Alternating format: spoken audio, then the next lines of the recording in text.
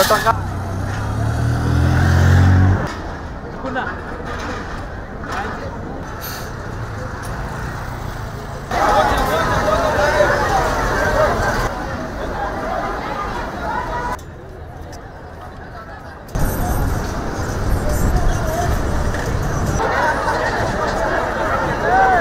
here to show that we're accelerating the cleanup effort of Nairobi City.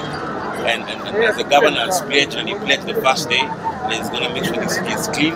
And this is proof of the fact that what he said, the governor is doing it. The county government has an open door policy working with various stakeholders, including corporate bodies, neighborhood associations, and various youth outfits like the Sonko Rescue Team.